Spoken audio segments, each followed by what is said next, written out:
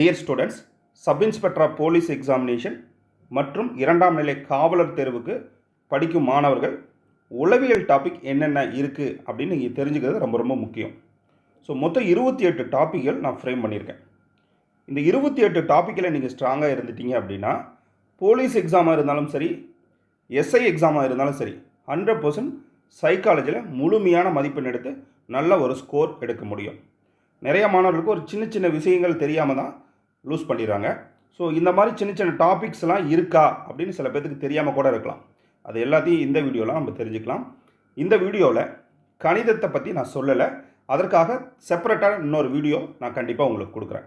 இப்போ முழுமையாக நம்ம உளவியல் டாபிக்ஸ் என்னென்ன இருக்குது, அந்த டாப்பிக்கில் இருக்கக்கூடிய ஒரு சில எக்ஸாம்பிளோட நம்ம முழுமையாக பார்க்கலாம். ஃபஸ்ட்டு எடுத்துட்டிங்க அப்படின்னா எண்களின் தொடர் வரிசை, இதுதான் ஃபஸ்ட்டு டாபிக். சரிங்களா? இந்த ஃபஸ்ட்டு டாபிக். ரெண்டாவது டாபிக் பார்த்தீங்கன்னா ஒத்தத்தன்மை.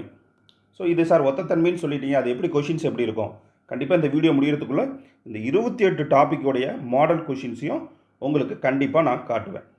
ஓகேங்களா? மூணாவது டாபிக் வகைப்படுத்துதல். நாலாவது டாபிக் எழுத்துக்களில் தொடர் வரிசை. அஞ்சாவது டாபிக் சங்கேத மொழி குறியிடுதல். ஆறாவது டாபிக் திசை மற்றும் தூரம்.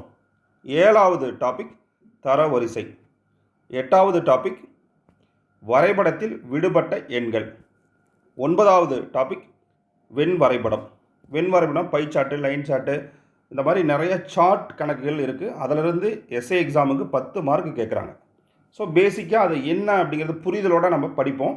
ஸோ இந்த டாப்பிக்லேயும் உங்களுக்கு எப்படி கொஷின்ஸ் இருக்கும் அப்படிங்கிறத நான் சொல்கிறேன்.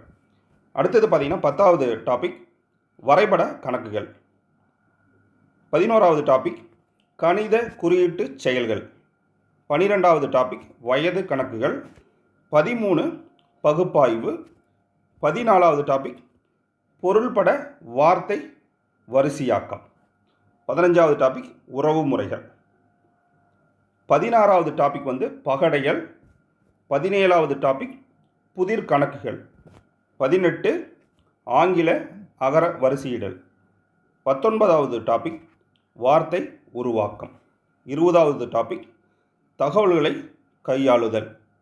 21வது டாபிக் படவரிசை. 22 நாள், தேதி, நேரம். 23வது டாபிக் எண்கள் தொடர்பான கணக்குகள். 24 கடிகார கணக்குகள். 25வது டாபிக் வரைபட தரவு வினாக்கள். 26 விடுபட்ட எழுத்துக்கள். 27 பல்வகை வினாக்கள். 28 உளத்திறன் வினாக்கள். ஸோ இதுதான் சைக்காலஜியில் இருக்கக்கூடிய டாபிக்ஸ். எஸ்ஐயாக இருந்தாலும் சரி, போலீஸாக இருந்தாலும் சரி, இதுதான் காமனான சைக்காலஜி டாபிக். ஸோ இந்த டாப்பிக்கை டிஎன்பிசியில் கேட்பாங்க அப்படின்னு பார்த்தீங்கன்னா மேக்ஸிமம் கிட்டத்தட்ட ஒரு 60லேருந்து 70% கேட்க மாட்டாங்க. இப்போ புதுசாக ஆட் பண்ணியிருக்காங்க. அதனால் டிஎன்பிசி படிக்கக்கூடிய மாணவர்களும் இந்த டாப்பிக்லாம் தெரிஞ்சுக்கிறதுல எந்த ஒரு தவறும் கிடையாது. இப்போ ஒவ்வொரு டாப்பிக்கான எக்ஸாம்பிளை நம்ம பார்க்கலாம். சரிங்களா? ஸோ எண்களின் தொடர் வரிசை எப்படி கணக்கு இருக்கும்? எண்களின் தொடர் வரிசை கணக்குகளுக்கான பேசிக்கான இன்ஃபர்மேஷன்ஸ் நான் கொடுத்துருக்கேன். ஸோ கணக்கு எப்படி இருக்கும் அப்படிங்கிறத நம்ம பார்த்துடலாம். ஆனால் இந்த டாபிக் பார்க்குறதுக்கு முன்னாடி பகு எண்ணா என்ன, பகா எண்கள்னா என்ன, 1லேருந்து 100 வரை இருக்கக்கூடிய பகா எண்கள் என்ன, இதெல்லாம் நம்ம கண்டிப்பாக தெரிஞ்சுக்கணும். 1லேருந்து ஒரு 30 வரைக்கும் ஸ்கொயர் ரூட்டு தெரிஞ்சுக்கிறது ரொம்ப ரொம்ப முக்கியம். அதே போல் 1லேருந்து ஒரு 20 வரைக்கும்னாச்சும் அட்லீஸ்ட் கியூப் ரூட் என்ன மதிப்பு அப்படிங்கிறத நம்ம தெரிஞ்சுக்கணும். ஸோ கணக்கு பாருங்கள், ஒரு சின்ன எக்ஸாம்பிள் போட்டிருக்கேன். 4, 7, 12, 19, 28 அடுத்த எண் என்ன வரும்? 4 ஆப்ஷன் கொடுத்துருக்கேன். இந்த மாதிரி தான் கொஷின்ஸ் இருக்கும். ஸோ அதுக்கான எக்ஸ்ப்ளனேஷனும் இதில் கொடுத்துருக்கேன். ஸோ எப்படி வந்திருக்கு அப்படின்னு பார்த்தீங்கன்னா 4 + 3 7, 2வது நம்பரோட 5 கூட்டினா 12, 3வது நம்பருடன் 7 கூட்டினா 19. இப்போ நம்ம புரிஞ்சிக்க வேண்டியது என்னென்னா, ஸோ ஒற்றைப்படையில் அவங்க ஃபார்ம் பண்ணியிருக்காங்க. ஸோ அப்படியே ரன் பண்ணிட்டு போனோம் அப்படின்னா நமக்கு ஆன்சர் 39 கிடைக்கும். சரிங்களா? ஆப்ஷன் சி அப்படின்னு நம்ம கொடுப்போம். ஸோ இதெல்லாம் நீங்கள் ப்ராக்டிஸ் பண்ண தான் வரும். எல்லாமே இதே மாதிரி ஈஸியாக இருக்காது. நிறைய மாடல்ஸ் இருக்குது. ஸோ ஒவ்வொன்றும் எப்படிலாம் இம்ப்ரூவ் பண்ணியிருக்காங்க. ஸோ பார்த்தீங்கன்னா இந்த அடுத்த கணக்கு பார்த்தீங்கன்னா 11, 13, 17, 19, 23, 25 அடுத்து எண் என்னன்னு கேட்டிருக்கேன். ஸோ இது எப்படி பண்ணியிருக்காங்க அப்படிங்கிறத நாம் கண்டுபிடிக்கணும். ஸோ ஃபஸ்ட்டு 11ஓட 2 கூட்டியிருக்காங்க, அடுத்து 13ஓட 4 கூட்டியிருக்காங்க, அடுத்து 17ஓட 2 கூட்டியிருக்காங்க, 19ஓட 4 கூட்டியிருக்காங்க. அப்போ என்ன கூட்டு போகிறாங்க அடுத்தது அப்படிங்கிறது நமக்கு தெரியணும். 23ஓட 2 கூட்டினா 25, அப்போ 25ஓட 4 கூட்டினா 29. ஸோ அந்த மாதிரி நிறைய மாடல்ஸ் இருக்குது. ஓகேங்களா? ஸோ இந்த மாதிரி எக்கச்சக்க மாடல்ஸ் இருக்குது. அந்த மாடல்ஸ் எல்லாம் நீங்கள் தேடி தேடி பயிற்சி எடுக்கணும். சரிங்களா? தேடாமல் எந்த ஒரு விஷயமும் உங்களுக்கு கிடைக்க போகிறதில்ல. தேடல் ரொம்ப ரொம்ப முக்கியம். ஓகேங்களா? அடுத்த டாபிக் என்னங்கிறத நம்ம பார்ப்போம். ஸோ நான் சொன்னது போல் 2வது டாபிக் ஒத்தத்தன்மை. ஒத்தத்தன்மை அப்படிங்கிறது கொஷின்ஸ் எப்படி இருக்கும் அப்படிங்கிறத உங்ககிட்ட நான் டிஸ்பிளேயில் காட்டிடுறேன்.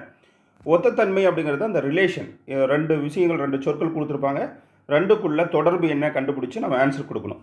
இது ரொம்ப ரொம்ப எளிமையாக தான் இருக்கும். ஒரு பேசிக் நாலேஜ் இருந்தாவே நம்ம அட்டன் பண்ண முடியும். இந்த லாவா எரிமலைன்னு கொடுத்துருக்காங்க, அதே போல் அடுத்த விடையில் என்ன வரும் அப்படிங்கிறத நம்ம கண்டுபிடிக்கணும். ஸோ அதெல்லாம் ஈஸியாக கண்டுபிடிச்சிடலாம். சரிங்களா?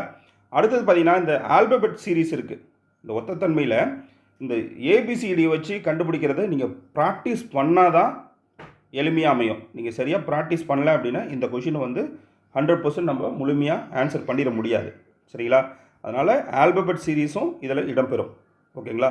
எளிமையான கொஷின்ஸும் இருக்கும், ஆல்பபெட் சீரீஸும் கொஞ்சம் டஃப் கொடுக்கறதுக்காக அந்தமாரி வரும்.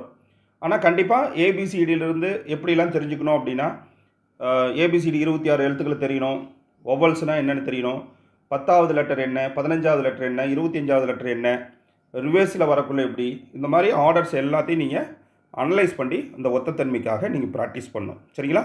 அடுத்த டாபிக் நம்ம பார்ப்போம். ஸோ நம்ம ஏற்கனவே இந்த 28 டாப்பிக்கில் 3வது டாபிக் வகைப்படுத்துதல் அப்படிங்கிறது. இந்த வகைப்படுத்துதலும் ரொம்ப எளிமையானதான். பேசிக் புரிதல் இருந்தாவே நம்ம இந்த ஆன்சரை கொடுத்துடலாம். ஸோ 4 வேர்ட்ஸ் கொடுத்துருப்பாங்க, அதில் ஒன்று வந்து பொருந்தாததாக இருக்கும், அந்த ரிலேஷன் வந்து பொருந்தாததாக இருக்கும். இப்போ ஃபஸ்ட்டு கொஷின் கொடுக்கப்பட்டவைகளில் வேறுபட்ட ஒன்றை தேர்ந்தெடுக்கும். ஸோ வகைப்படுத்தணும் அதை. மனிதன், விரல், தோள்பட்டை, முழங்கைன்னு கொடுத்துருக்காங்க. ஸோ அப்போ ஆன்சர் என்ன அப்படிங்கிறத நம்ம தெரிஞ்சுக்கணும். மனிதனை தவிர மற்ற 3ம் மனித உடலின் பகுதிகளாக இருக்குது. அப்போது இதில் வந்து பொருந்தாதது அப்படின்னு எடுத்துட்டோம் அப்படின்னா வேறுபட்டது மனிதன். ஸோ இந்த மாதிரி கொஷின்ஸ் தான் இருக்கும். பேசிக்காக நம்ம அன்றாட பயன்படுத்தக்கூடிய விஷயங்கள் இந்த மாதிரி வினாக்கள் இடம்பெறும். அப்போ வகைப்படுத்துதல் அப்படிங்கிறது ஒரு எளிமையான டாபிக். ப்ராக்டிஸ் பண்ணவே உங்களால் ஆன்சர் பண்ண முடியும். சரிங்களா? ஸோ சார் இப்படிலாம் இவ்வளோ கொஷின்ஸ் காட்டுறீங்களே, இதெல்லாம் எங்களுக்கு கொடுத்தா ரொம்ப யூஸ்ஃபுல்லாக இருக்குல்ல, கொடுக்கலாம்ல அப்படின்னு நீங்கள் கேட்பீங்க. ஸோ அதுக்காக தான் நம்ம எஸ்ஐக்கான 50 மார்க் டெஸ்ட் புக்கு ஒன்று கொடுத்துட்ருக்கேன். ஸோ ஸ்க்ரீனில் தெரியுது பார்த்தீங்களா, இந்த புக்கு தான். ஸோ இதை நீங்கள் 50 டெஸ்ட் நீங்கள் ப்ராக்டிஸ் பண்ணீங்க அப்படின்னா இந்த 28 டாப்பிக்கில் இருக்கக்கூடிய எல்லா சைக்காலஜியும் உங்களுக்கு கவர் ஆகிடும். சரிங்களா? தேவைப்படக்கூடிய மாணவர்கள் அதை கம்பல்சரி நீங்கள் வாங்கி இதை படிங்க அப்படின்லாம் நான் சொல்லலை. தேவைப்படக்கூடிய மாணவர்கள் டிஸ்கிரிப்ஷனில் இருக்குது, டீட்டெயில்ஸ் பார்த்துட்டு நீங்கள் ஆர்டர் பண்ணிக்கலாம். 28 டாப்பிக்கில் 4வது டாபிக் எழுத்துக்களின் தொடர் வரிசை. ஸோ இது கொஞ்சம் பேசிக்காக அண்டர்ஸ்டாண்ட் பண்ணி ப்ராக்டிஸ் பண்ணோம். ஸோ ஏபிசி, ஏஏபிபிசி அந்த மாதிரி வந்து டிஃப்ரெண்ட் ஆங்கிளில் வேர்ட்ஸ் கொடுத்துருவாங்க, இடையில எழுத்துக்களை விட்டுருவாங்க. ஸோ அதை சரியாக நம்ம மேட்ச் பண்ணணும். ஸோ எந்த எழுத்து எந்த இடத்துல வச்சா அந்த கம்ப்ளீட் ஆகுது அந்த வரிசை அப்படிங்கிறத நம்ம ப்ராக்டிஸ் பண்ணதான் வரும். எழுத்துக்களின் தொடர் வரிசை அப்படிங்கிற டாபிக் இந்த மாதிரி கணக்குகள் தான் இருக்கும். சரிங்களா? ஸோ ஈஸியாக நீங்கள் பார்த்தீங்கன்னாவே உங்களுக்கு புரியும். இப்போ நான் வந்து சைக்காலஜி சொல்லிக் கொடுக்க வரல, என்னென்ன டாபிக்ஸ் எந்த மாதிரி கொஷின்ஸ்லாம் இருக்கும் அப்படிங்கிற ஒரு புரிதலுக்காக இந்த வீடியோ நான் கொடுத்துட்ருக்கேன். சரிங்களா? ஓகே. ஸோ அடுத்த டாபிக் பார்க்கலாம். ஸோ சைக்காலஜியில் இருக்கக்கூடிய 28 டாப்பிக்கில் 5வது டாபிக் சங்கேத மொழி குறியீடுதல்.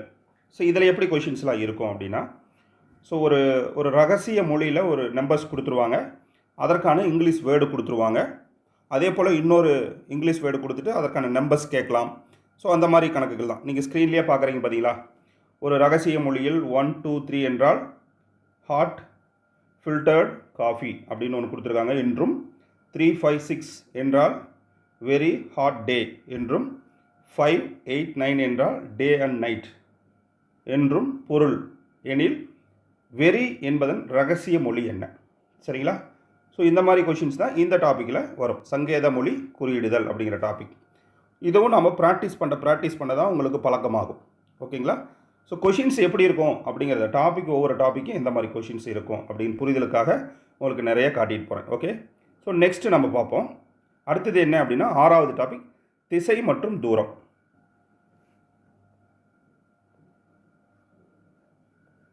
ஸோ அடுத்தது நம்ம பார்க்கக்கூடியது திசை மற்றும் தூரம் அப்படிங்கிற டாபிக்.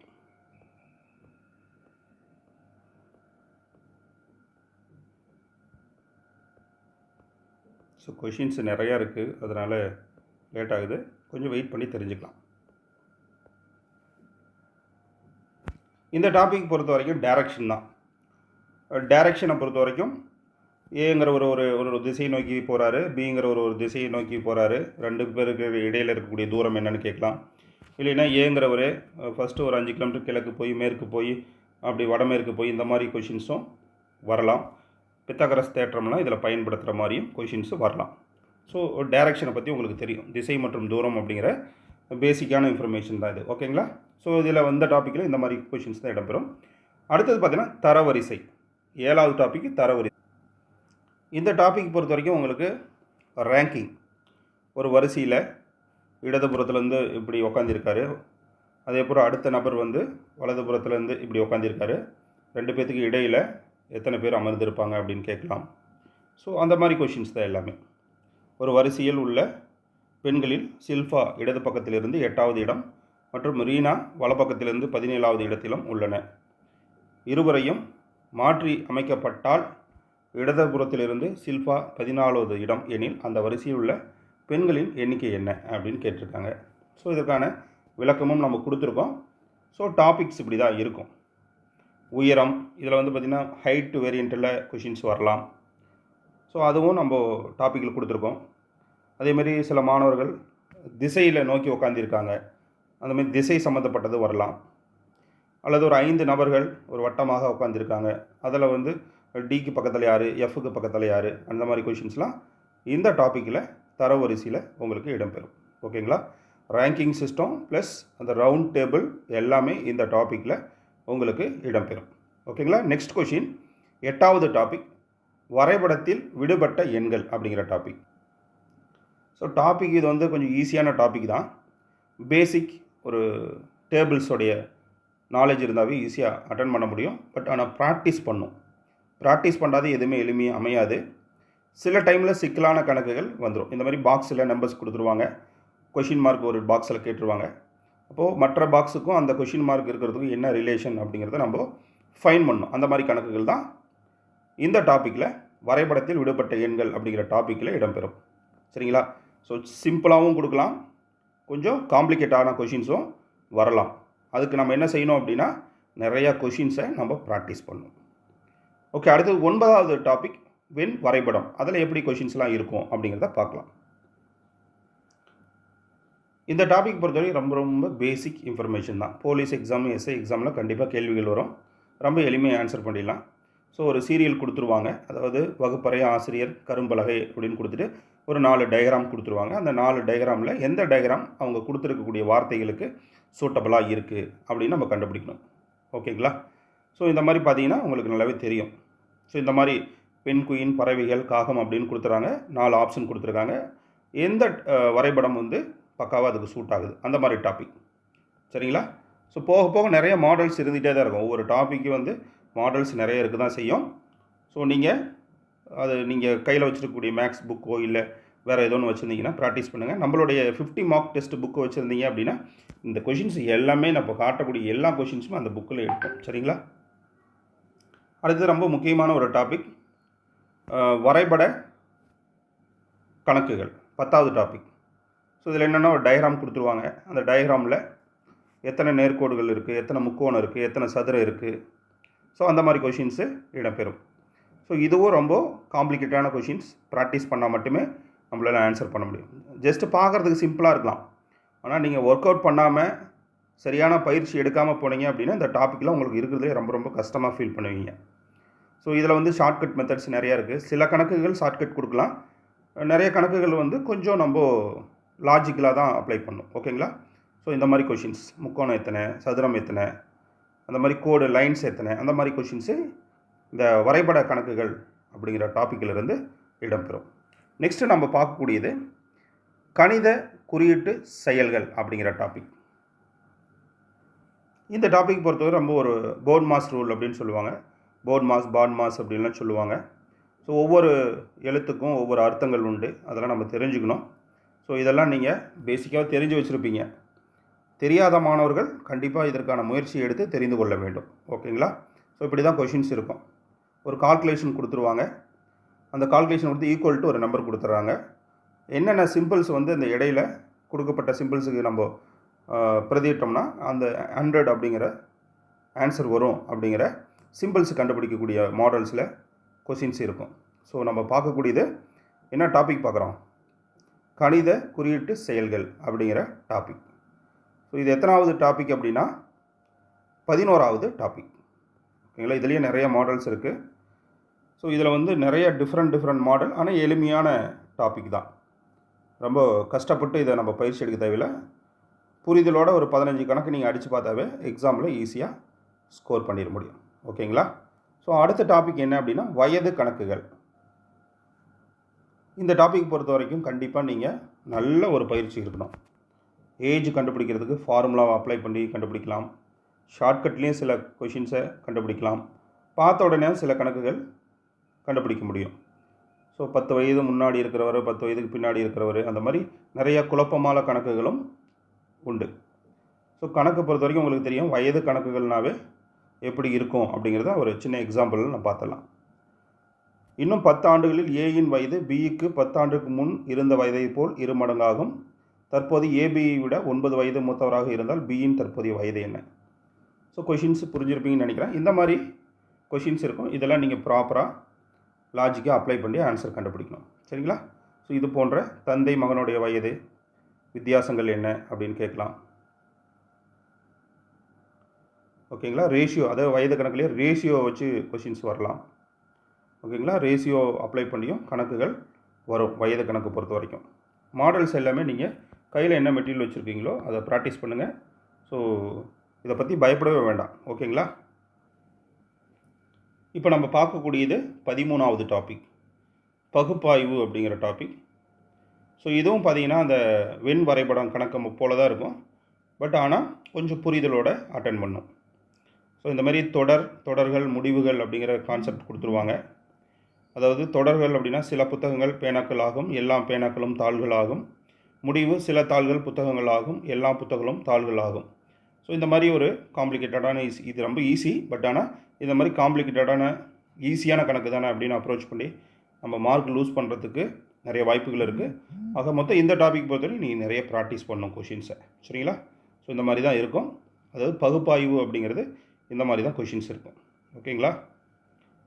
தொடர் முடிவு இதில் வந்து பார்த்திங்கன்னா தொடர் 2 தான் இருக்குது. இன்னும் கொஞ்சம் காம்ப்ளிகேட்டடாக போனால் 3 தொடர் 3 முடிவுகள் இருக்கும். ஸோ அந்த மாதிரி கொஷின்ஸும் இருக்குது. ஓகேங்களா? அடுத்தது நம்ம பார்க்கக்கூடியது 14வது டாபிக், பொருள்பட வார்த்தை வரிசையாக்கம். இது ஒரு பேசிக்கான டாபிக் தான். இதுக்கு நீங்கள் ஒரு 10-20 கொஷின்ஸு ப்ராக்டிஸ் பண்ணவே உங்களால் ஆன்சர் பண்ண முடியும். ஸோ பேசிக்காக எப்படி இருக்கும்? பொருள்பட வார்த்தை வரிசையாக்கம். ஒரு 5 வேர்டு கொடுத்துருவாங்க, அதை சரியாக வரிசைப்படுத்தணும். ஏறு வரிசைப்படுத்த கேட்குறாங்களா, இறங்க வரிசைப்படுத்த சொல்கிறாங்களா, இல்லை வரிசைப்படுத்தும் பொழுது நடுவில் வரக்கூடிய பகுதியை கேட்குறாங்களா அப்படிங்கிறத நம்ம புரிதலோடு நம்ம அரேஞ்ச் பண்ணணும்.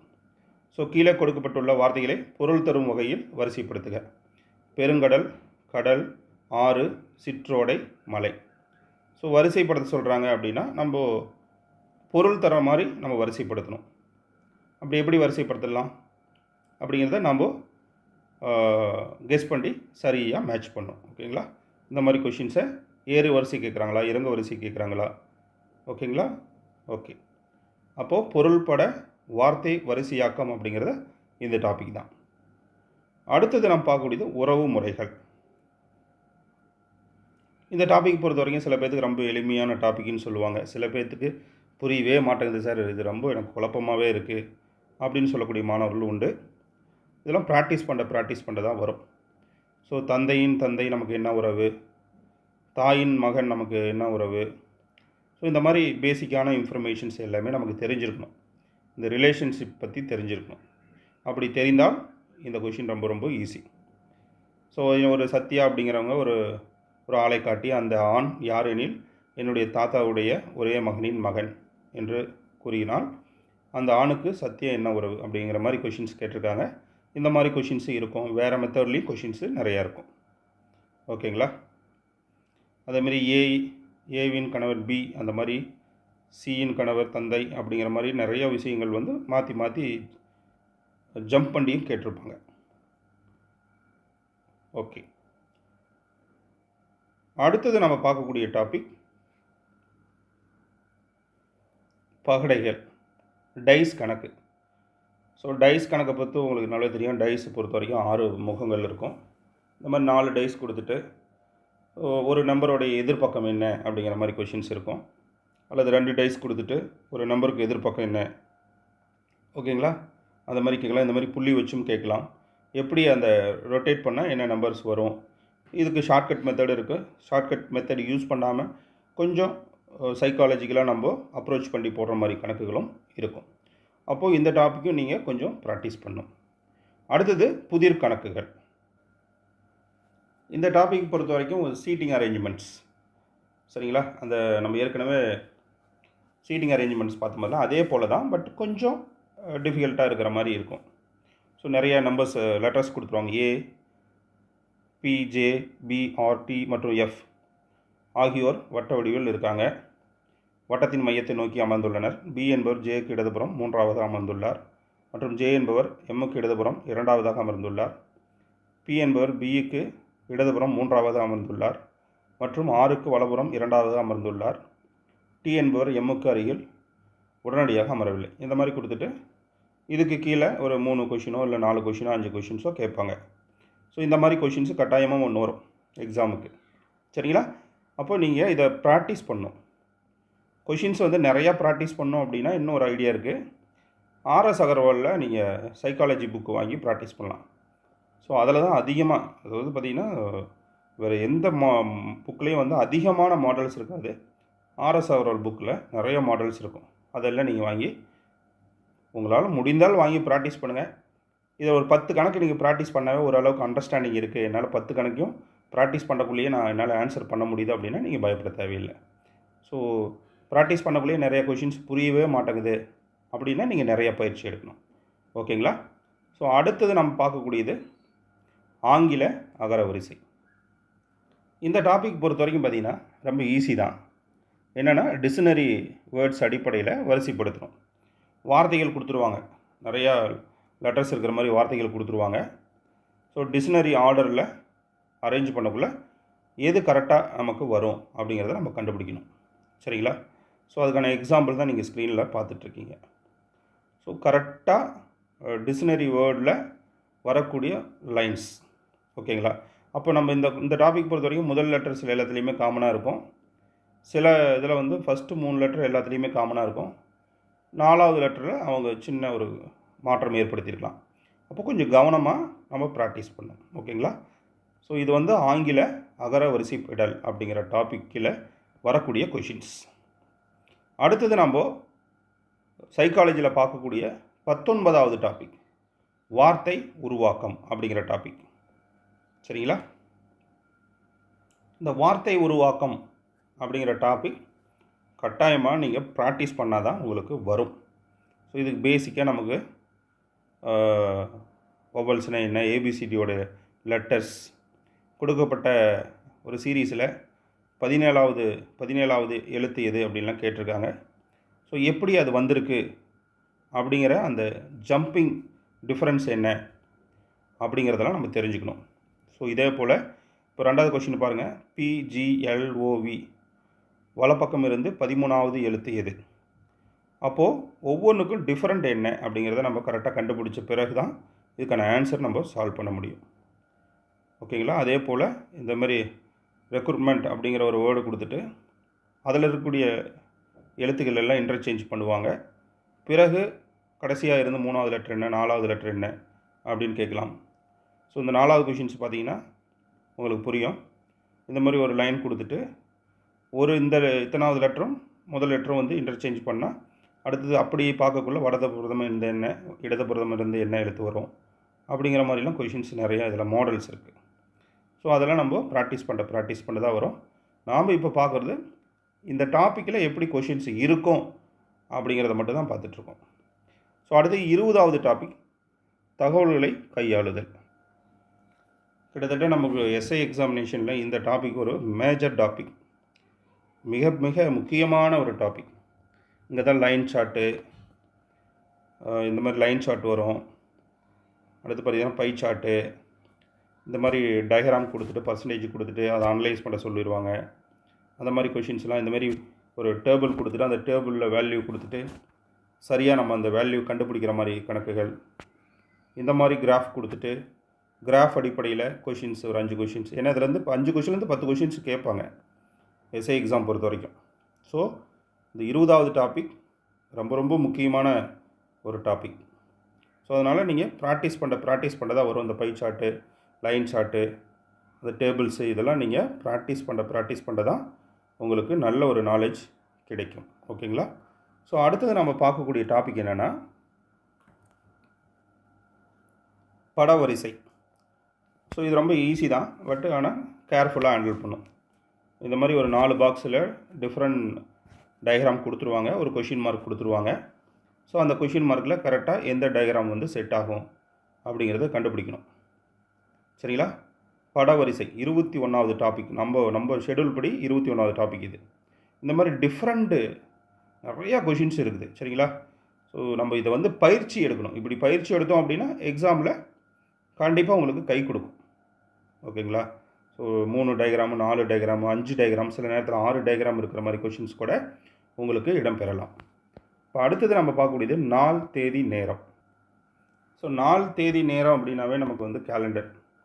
ஸோ நிமிடங்களை பற்றி தெரிஞ்சுக்கணும், மணியை பற்றி தெரிஞ்சுக்கணும், ஒரு நாள் அப்படிங்கிறத கால்குலேஷன் படி நம்ம தெரிஞ்சுக்கணும். சரிங்களா? ஸோ இதில் வந்து பர்த்டே டிஃப்ரெண்ட் ஆங்கிள் ஒரு டேட் கொடுத்துட்டு பர்த்டே, அவங்களுடைய பர்த்டே என்ன, அந்த மாதிரி நாட்கள் எல்லாம் கேட்குறதுக்கு வாய்ப்பு இருக்குது. அதே போல் இதெல்லாம் பார்த்திங்கன்னா ஏற்கனவே எஸ்ஐயில் கேட்ட முக்கியமான மாடல் கணக்குகள். அக்டோபர் முதல் நாள் வெள்ளிக்கிழமை எனில் நவம்பர் முதல் நாள் என்ன கிழமை, இந்த மாதிரி கொஷின்ஸ்லாம் ப்ராக்டிஸ் பண்ண தான் வரும். சரிங்களா? இது வந்து ஒரு 3 வகையான டைப்ஸ் இருக்குது. எடுத்தோடனே ஈஸியாக போடுற மாதிரி டாபிக் இருக்குது, கொஞ்சம் காம்ப்ளிகேட்டடான டாபிக், ரொம்ப காம்ப்ளிகேட்டடான டாபிக்ஸும் இருக்குது. ஸோ அதெல்லாம் நீங்கள் நிறைய மெட்டீரியல்ஸை ப்ராக்டிஸ் பண்ணணும். ஓகேங்களா? ஸோ நம்மளோட SS publication 50 mark test book வாங்கினீங்கன்னா அதில் இருக்கக்கூடியதை பார்த்துட்டிங்கன்னா போதும். இப்போ நான் காட்டக்கூடிய எல்லா கொஷின்ஸுமே இது எல்லாமே போட்டால் தான் அந்த புக்கை கம்ப்ளீட் பண்ணியிருக்க முடியும். ஏன்னா இதே 350 பக்கம் இருக்குது. ஸோ இதில் இருக்கிற எல்லா கணக்குமே அந்த புக்கில் நான் கொடுத்துருக்கேன். சரிங்களா? ஸோ அடுத்த டாபிக் என்னென்னா, ஸோ இந்த கணக்கு வந்து பார்த்திங்கன்னா புதிர் கணக்குகள்னு சொல்லலாம், எண்கள் தொடர்பான கணக்குகள் அப்படின்னு கூட சொல்லலாம். இது கொஞ்சம் புரிஞ்சு நம்ம படிக்கணும். ஆடுகள், மாடுகள், கோழிகள், தலைகள் எத்தனை, கால்கள் எத்தனை, அந்த மாதிரிலாம் கொஷின்ஸ் வருதுல்ல, அந்த மாதிரி ஹெட்டிங் கொஷின்ஸ் எல்லாமே இதில் இருக்கும். சரிங்களா? ஸோ அந்த மாதிரி டாபிக்ஸ் இப்போ ஏற்கனவே நமக்கு எஸ்ஐ எக்ஸாம், போலீஸ் எக்ஸாம்லாம் நிறையா கேட்டிருக்காங்க. அது எல்லாமே இங்கே கொடுத்துருக்கேன். ஸோ கொஷின்ஸ் எல்லாமே பார்த்திங்கன்னா ஒரு 5வது கொஷினில் உதாரணத்துக்கு எடுத்தோம். மயில்களின் எண்ணிக்கையானது 1/3 பங்கு குருவிகளின் எண்ணிக்கைக்கு சமம். குருவியலானது காகங்களின் எண்ணிக்கையில் 5க்கு 2 பங்கு உள்ளது. மொத்தம் காகங்கள் 30 எனில் மயில்களின் எண்ணிக்கை என்ன? ஸோ இந்த மாதிரி கொஷின்ஸ்லாம் நம்ம ப்ராக்டிஸ் பண்ணணும். எடுத்த உடனே வராது, ப்ராக்டிஸ் பண்ண உங்களுக்கு கை கொடுக்கும். சரிங்களா? ஸோ அடுத்த டாபிக் பார்க்கலாம். கடிகார கணக்குகள் டாபிக் பொறுத்தவரைக்கும் கட்டாயமாக எக்ஸாமில் கேட்பாங்க. ஸோ அதை பற்றி நம்ம ஏற்கனவே போன டாப்பிக்லையும் இதே ரிலேட்டடான சில டிஃப்ரெண்ட் கொஷின்ஸ் எல்லாம் பார்த்தோம். அதனால் கடிகார கணக்குகள், வாட்ச் சம்மந்தப்பட்ட ஆங்கிள்ஸ், டிகிரி, வினாடிகள், ஸோ காலம், இதெல்லாம் நம்ம தெரிஞ்சுக்கணும். சரிங்களா? ஸோ 2 முள்ளும், சின்ன முள்ளும், பெரிய முள்ளும் இந்தந்த டைரக்ஷனில் இருக்குது, 2க்கும் இடைப்பட்ட கோணங்கள் என்ன அப்படின்னு கேட்கலாம். ஸோ அதே போல் 2 முட்களும் எத்தனை மணிக்கு ஒன்றா சந்திக்கும் அப்படின்னு கேட்கலாம். அதே போல் ஒரு சிக்னல் இருக்குது, ஒரு டிராஃபிக் சிக்னலில் 5 லைட் இருக்குது, சரி சிவப்பு, பச்சை, இப்படி இந்த டைம் டிஃப்ரென்ஸில் எரியுது, எவ்வளோ நேரம் கழித்து மீண்டும் ஒன்றாக சிக்னல் வரும் அப்படிங்கிற மாதிரி கொஷின்ஸ்லாம் நீங்கள் பார்த்துருப்பீங்க. ஸோ அந்த மாதிரி கொஷின்ஸும் இந்த டாப்பிக்கில் இடம்பெறும். ஓகேங்களா?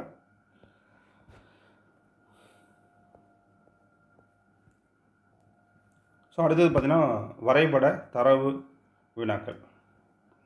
ஸோ இதுவும் டயக்ராம் கொடுத்துட்டு அதில் வந்து பார்த்திங்கன்னா ஒரு லெட்டர்ஸ் கொடுத்துருவாங்க. ஸோ 2க்குள்ள டிஃப்ரென்ஸ் கண்டுபிடிச்சி எல்லா விதத்துலேயும், ஒரு உதாரணத்துக்கு இந்த மாதிரி ஒரு டயக்ராம் இருக்குது அப்படின்னா ஒரு முக்கோணத்தை வந்து கணித ஆசிரியர்கள், ஒரு வட்டத்தை வந்து மருத்துவர்கள், சதுரத்தை வந்து ஒரு விவசாயிகள், இந்த மாதிரி கொடுத்துட்டு 3லேயும் இருக்கக்கூடிய காமனான பேர் எத்தனை பேர், அல்லது விவசாயிகள் மட்டும் எத்தனை பேர், யார் யார், அந்த மாதிரி கொஷின்ஸ்லாம் கேட்பாங்க. சரிங்களா? இதெல்லாம் ப்ராக்டிஸ் பண்ண வந்துடும். அந்த மாதிரி டாபிக் தான் இந்த டாபிக்.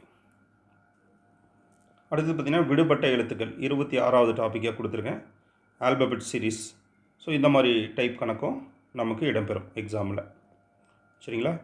ஸோ எப்படி நம்ம ஃபஸ்ட்டு நம்ம எண்கள் தொடர்பான வரிசை அப்படின்னு சொல்லிட்டு நம்பர்ஸில் செக் பண்ணோமோ, அதே போல் இங்கே ஆல்பபெட் சீரீஸ் காம்பினேஷனாக கொடுக்கலாம். 2 காம்பினேஷன், 3 காம்பினேஷன், 4 காம்பினேஷன், இந்த மாதிரி நிறையா விதவிதமான காம்பினேஷனில் அவங்க கொஷின்ஸ் கேட்குறதுக்கு வாய்ப்புகள் இருக்குது. ஸோ இந்த டாப்பிக்கும் வந்து நீங்கள் அதிகமான பயிற்சி வினாக்கள் செய்வதன் மூலம் தான் ஈஸியாக ஸ்கோர் பண்ண முடியும். அடுத்தது பார்த்திங்கன்னா பல்வகை வினாக்கள் டாபிக் வந்து நான் 27ல் கொடுத்துருக்கேன். இதில் வந்து பார்த்திங்கன்னா பேசிக்காக நிறைய விஷயங்கள் வந்து ப்ரீவியஸாக நடந்த கொஷின்ஸ் எல்லாத்தையும் நான் அதில் கொடுத்துருக்கேன். டிஃப்ரெண்ட்டான புதுமையான கொஷின்ஸ். ஸோ 2 பூனைகளில் முன்னே ஒரு பூனை, 2 பூனைகளுக்கு பின்னே ஒரு பூனை, ஒரு பூனை நடுவில் என்றால் மொத்தம் எத்தனை பூனைகள் உள்ளது. ஸோ இதெல்லாம் ஆல்ரெடி பரிசில் கேட்ட கேள்வி. அந்த மாதிரி கொஞ்சம் புதிராகவும் இருக்கும், கொஞ்சம் யோசிக்கிற மாதிரி இருக்கும். பல்வகை வினாக்களை பொறுத்த வரைக்கும் உங்களுக்கு பை சார்ட்டு, இந்த மாதிரி வென் டயக்ராம் எல்லாமே ஸோ இதில் இடம்பெறும். சரிங்களா? ஸோ அந்த மாதிரி டாபிக் காமனாக எல்லாமே கலந்து இருக்கிற மாதிரி ஒரு டாப்பிக்னு சொல்லலாம். ஓகேங்களா? ஸோ இதுதான் 27வது டாபிக். அடுத்து பார்த்திங்கன்னா கடைசியாக நம்ம சைக்காலஜியில் நான் கொடுத்துருக்க 28வது டாபிக் உளத்திறன் வினாக்கள் அப்படின்னு சொல்லிட்டு. உளத்திறன் அப்படின்னா சைக்காலஜிக்கலாக ஒரு போலீஸாக இருந்தால் நீங்கள் எப்படி அப்ரோச் பண்ணுவீங்க அப்படிங்கிற மாதிரி கொஷின்ஸ் தான் இருக்கும். இது படிக்க தேவையில்லை, கொஷினை படித்தாவே நீங்கள் ஆன்சர் பண்ணிடலாம். இதற்காக தனியாக எந்த ஒரு புரிதலுக்காக நீங்கள் ஒரு 10 கொஷின் பார்த்தா போதும். ஒரு அதிகாரியாக இருந்து நீங்கள் எப்படி அந்த செயல்பாடு, அந்த முடிவுகள் எப்படி அதை கையாளுவீங்க அப்படிங்கிறது தான் இந்த டாபிக். சரிங்களா? ஸோ அப்போ நம்ம இன்றைக்கி பார்த்தது எல்லாமே சைக்காலஜி மட்டும்தான். கணிதத்தை பற்றி நான் ஒன்று கூட நான் சொல்லலை. அப்போது கணிதத்தை பற்றி நம்ம படிக்கணும். அதில் அளவீடுகள், மென்சுரேஷன் இருக்குது. ஸோ விகிதம், விகிதாச்சாரம், எல்சிஎம், ஹெச்சிஎஃப், அந்த மாதிரி லாப நஷ்டம், அந்த மாதிரி கணக்குகள்லாம் கணித பகுதியில் வரும். கூட்டு வட்டி, தனி வட்டி. ஸோ பேசிக்காக நம்ம தெரிஞ்சுக்கிட்டு போகணும். அந்த டாப்பிக்லாம் இருக்குது, சிலபஸில் இருக்குது. சைக்காலஜி பொறுத்தவரைக்கும் இந்த 28 டாபிக் ரொம்ப ரொம்ப முக்கியம். மேக்ஸ்லேயும் பார்த்திங்கன்னா ஒரு 7-8 டாபிக் ரொம்ப முக்கியமான டாபிக்ஸ் இருக்குது. ஸோ அதை பற்றி இன்னொரு வீடியோவில் உங்களுக்கு நான் பதிவு செய்கிறேன். ஸோ இந்த புக்கில் இப்போ நம்ம பார்க்கக்கூடிய இந்த வினாக்கள் எல்லாம் நீங்கள் பயிற்சி செய்ய வேண்டும் என்றால் தனியாக இதை வாங்க தேவையில்லை. எஸ்ஐ எக்ஸாமுக்கான 50 மார்க் டெஸ்ட் நான் ஒரு புக்கு கொடுத்துருக்கேன். 550 ருபீஸ் கொடுத்து தான் பார்த்தீங்கன்னா நிறைய மாணவர்கள் வாங்கியிருக்கீங்க. அவங்க இந்த வீடியோ பார்த்துட்டு தான் இது தனியாக எனக்கு பிடிஎஃபாக கொடுங்க சார் அப்படின்னு கேட்காதீங்க. அந்த புக்கில் இருக்கக்கூடிய கொஷின்ஸை ப்ராக்டிஸ் பண்ணுங்கள், போதுமானது. சரிங்களா? So all the best. இந்த வீடியோ உங்களுக்கு பிடிச்சிருந்தா உங்கள் நண்பர்களுக்கு ஷேர் பண்ணுங்கள், லைக் பண்ணுங்கள். தேங்க்யூ.